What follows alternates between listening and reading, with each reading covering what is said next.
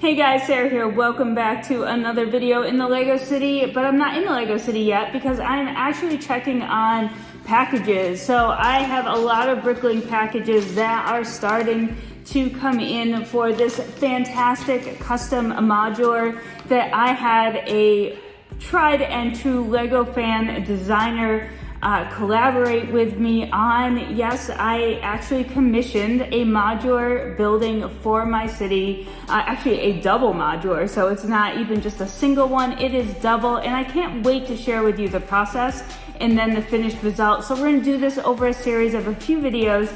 Today we're gonna head over to the city, we're gonna just kind of take a look around and see what I've done to prep for the placement of this new building because it is super special to me. And then I'm going to just kind of take you through some of the digital images that have been created and all that kind of good stuff, and we can talk about sort of the design process. So let's get started, let's dive in, let's head over to the LEGO City. All right, friends, before we dive into who I collaborated with and what this awesome modular could possibly be in this city, let's just take a minute to check out sort of the new layout that's going on. Because if you watched our latest city update, the previous one, it was a lot different. It was actually double in size, and we've since separated the tables because we want a project space to get some more trains going around or set up a Minecraft village, all that kind of awesome stuff. And having the two tables together just wasn't cutting it for us. The rest of this room is actually pretty big, but it is also a family room, and to just have it overrun by LEGO had just become just a little bit too overwhelming, a lot of visual clutter. It still is pretty cluttered, but we want to keep it as neat and tidy as we can, and having a smaller LEGO city is actually, I think, just perfect for that. It'll be just enough, but not too much to be absolutely overwhelming, which I tend to get overwhelmed very easily. But I would love to do some more with trains. This is the latest train station, not the newest one coming out in August, but this is set number 60050, and it actually released a while back with two trains that I have since acquired, and I can't wait to show them off because it's going to be a great comparison to the passenger train and cargo train that are currently out now and the ones coming out very soon. So I'm super excited about that. And as you can see, we have a small Ninjago City layout here, and I think this is going to be a lot of fun to detail and just have a little bit more fun with on its own table. And we will finish those gardens. I know we will one day. It's been so busy around here, which is why I think a smaller city is going to be absolutely perfect going into the future, because I don't have a ton of time to put into the LEGO City. And what we decided on is a theme for this area, and maybe we're not even going to call it a whole LEGO City anymore. It's probably like a district or a block or a section of the city.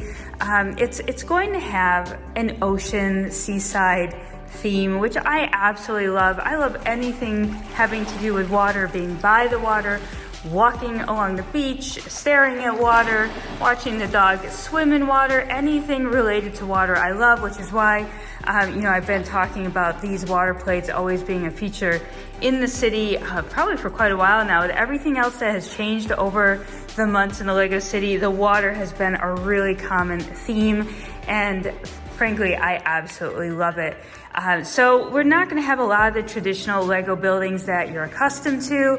We'll just pretend going off the bank and a fire station and a police and a town hall and all of those great buildings, the modular buildings, they're off somewhere in the future. As many of you know, I do own every single one of LEGO's official modulars and then some, but they're not going to be making an appearance in the city. We will have a hint of a road here. That will be buildings, not water. Everything will be on mills. So that's it. That is where we're going with the LEGO City at the moment. So let's dive into this custom modular and all the great information about it. All right, so I'm guessing the question of the day is, who did I actually commission to help me build this project? You know, who have I been talking with to start a project like this and, you know, come up with this collaboration? Well, I've actually done a ton of his alternate builds, including this Tiki Surf one right here, which is a fantastic use of two of these LEGO Creator 3-in-1 sets. And that is Kim Plata, or the LEGO Artisan. Many of you are probably familiar with his giant sit complex, as well as numerous other alternate builds and mocks that he has instructions for sale on places like Rebrickable and Bellevue Bricks. He also has a fantastic LEGO city of his own, of course, because he has all of these amazing builds. He has a YouTube channel and an Instagram, so I'll link those below so you can go check his work out. But it is fantastic, and you know, we've actually been chatting on and off you know, over the past 6 months or so on different projects and city building and just fun stuff like that. So it was a no-brainer, you know, just seeing how much creativity he has, that I was like, hey, you know, can you do this project for me? You know, can we work together? And he was like, yeah, draw something up. So I drew something up, and we're gonna take a look at that right now. It's pretty rough, guys, it's pretty rough, but he took it and he made it fantastic. How about a quick hint? So I built this set recently, purchased it off of Amazon for 20% off, but it is a great hint as to the theme of what custom modular will be sitting in this exact spot as soon as all the pieces arrive. Can you guess? Can you take any guesses? All right, so let's take a look at the drawing. All right, so this is exactly what I gave to Kim to get started. Isn't that great? Like I drew out actually it was worse than this. I told him I would draw another version for him with a little bit more detail. So let's take a look at my notes and we'll talk more about the design. So basically, Kim just needed me to make a drawing for him of my ideas and thoughts, and kind of write down what I was thinking. Look, I have a coffee stain on it. It's pretty professional, isn't it? But basically, guys, what I have wanted to build for the longest time is an aquarium for the LEGO city. And I absolutely think an aquarium in this sort of seaside, water, ocean theme, beachy, whatever, is going to look absolutely fantastic. And I knew that I wanted it to span 2 base plates. So I've tried to represent that here and here, 2 base plates with a walkway around the building so that it didn't go to the very edges of each base plate. And in here would be open for seating, and we would have columns here as well. Now the trick about this one, what I really wanted to achieve, was that when you separated these 2 base plates in half, this base plate where the aquarium, the main water area is going to be housed, would actually be accessible. So there would not be a walled in portion up here. You could actually reach into the aquarium. The walled in portion would be on this side so that you could go in and tinker with the aquarium display and things like that. So Kim definitely achieved that. I knew that I wanted it to be pretty tall with a 10+ brick height here and a 20+ brick height here. All blue glass panels, which in hindsight is very expensive, but I've got them all coming. And then I really wanted to try to incorporate some of those cylinders that you see, the half round pieces for the trans blue. Those are pretty awesome as well. So this whole area is going to be just for showcasing the aquarium animals, and it will actually have sort of a slide-in base plate that will allow you to take out the display. So it should be pretty accessible. I'm excited to get that built. The roof itself is actually flat with more clear panels. I really wanted to let in as much light as possible. And there is a fun water tower tank up here that actually can have fish in it. So I really like that as well. Let's see, this building should be able to split in half easily, and then easy to access tank area. The rest of the glass to close off tank would be in the other half maybe a removable panel. So we're gonna see how all that comes together when it's built. I'm pretty excited for that. And what I also wanted to achieve on this side, so it's a fairly straightforward, no other levels in this area other than, you know, the different heights of the animals. And then out here, or over here rather, this was going to be the ticket booth area. And I really want to make use of a lot of these bubble shaped pieces here, just to create some intrigue and difference instead of just standard, you know, Lego windows. And you can see I had them put them all around as well. So this is actually going to be a very high ceiling, but with like a half floor with stairs for viewing and seating. So it's sort of like a mezzanine area.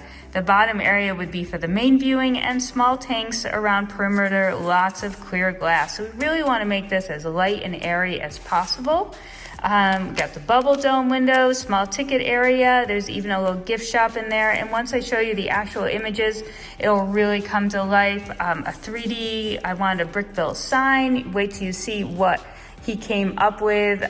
It was great to collaborate and throw back ideas like, hey, can we get some dolphins in there? And he was like, hey, how about some waves?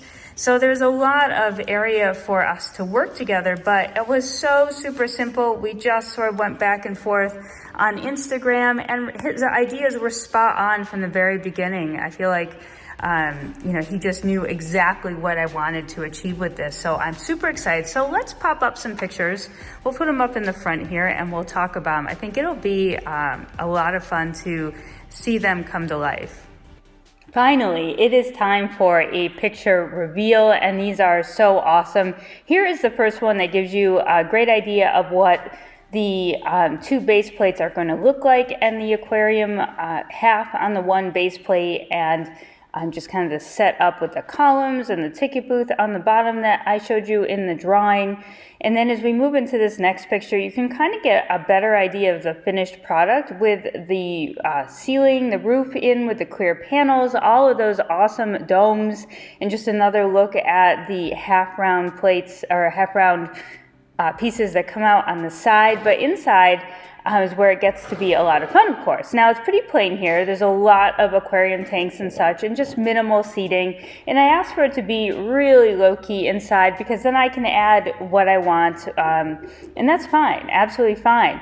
But we definitely went ahead and just kind of made it look fun with a penguin enclosure. It's a little small, but that's okay. Lots of fish in the different tanks and just more of the translucent pieces. I love that so much in the two viewing areas, lots of action. Here is a view of the small ticket entrance gift shop area. We decided to spice it up a little bit. Now I know when I go to build this, I'm going to add my own touches, but anything that needed to be in the structure itself, I wanted to get included in the directions. So things that needed stop bricks built into the walls, like the sign on the wall, I wanted to get that in place. The little gift shop there as well, but I can always pop up tiles and I can add more fun things. So, you know, I kind of, you know, will definitely add my own touches as I go along and, you know, create something new. But this is where it gets to be a little bit of fun here because you see the SEA sign. Well, we wanted to spice up what was underneath it. It looked a little bit barren. You can also see more of those trans blue half rounds coming out. But underneath that C, we wanted to add something cool, and we added waves. So these waves are awesome, and the C and the waves are on the other side as well, so it looks great from all directions. But I think it needed a little something else. So I asked if we could add some dolphins to the waves, and there they are. So there are 3 dolphins on each side, and this angle is pretty cool because you can definitely see inside the tank and how big it's going to be. You know, it's just massive, but I think that the dolphins and the waves really add a super fun touch. And here it is. This is like the piece de resistance. It is inside the tank. We've got fish, we've got coral, we've got seaweed, we have some sharks, and I actually have even more sea animals that I have purchased. So that we can get a turtle in there and a bunch of other things as well. So although there are instructions in place for this, I definitely want to give it my own spin as well. All right, guys, I hope you enjoyed. This is going to be so fantastic. Aren't those pictures amazing? I am super excited to build this. So what are the next steps? Well, basically, I need to procure all of these pieces off of Bricklink and from my own collection. So although I've already done this, I wanted to break this up into a couple of different videos for you, just so you could take a look at the different parts of the process. So the LEGO Artisan, or Kim, sent me the PDF files of the instructions and a file that could be uploaded directly to Bricklink to make a wanted list for the parts. And through that, I could go around through my collection and cross off the things I already had, or at least had some of, and then I could use any means of ordering them off of Bricklink. I did use the easy buy function just because there were so many different things that I needed to locate.